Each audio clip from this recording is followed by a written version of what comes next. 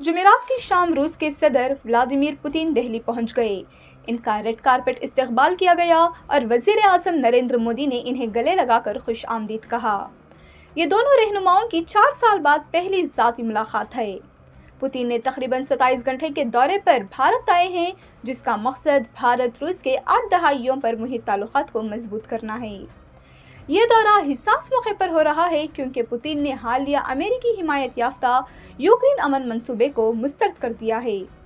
وزیر اعظم مودی نے پوتین کے اعزاز میں نجی عشائیہ دیا، جو گزشتہ سال ماسکو میں دی گئی مہمان نوازی کا جواب ہے۔ جمعے کو حیدرآباد ہاؤس میں ہونے والی سمٹ میں دفاعی تعاون، توانائی، تجارت اور چھوٹے ماڈیولر ری ایکٹرز پر بات ہوگی۔ دونوں ممالک بھارت روس تجارت کو بیرونی دباؤ بشمول روسی تیل پر امریکی پابندیوں سے محفوظ رکھنے کی کوشش کریں گے۔ بھارت کی روس سے خام تیل کی خریداری کے باعث تجارتی خسارہ پڑ گیا ہے۔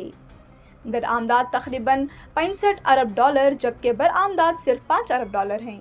معاہدوں کے تحت بھارتی کارکنوں کی روس منتقلی آسان بنائی جائے گی اور دفاعی و لاجسٹک تعاون مضبوط ہوگا۔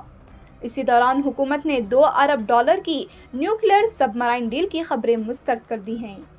پریس انفارمیشن بیورو کے مطابق یہ کوئی نیا معاہدہ نہیں بلکہ 2019 کے معاہدے کے تحت ہے، جس کی ترسیل 2028 میں متوقع ہے۔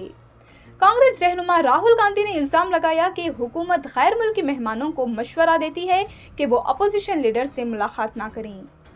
مرکز نے اس الزام کی تردید کی اور کہا کہ حکومت فیصلہ نہیں کرتی کہ غیر ملکی رہنما کس سے ملاقات کریں۔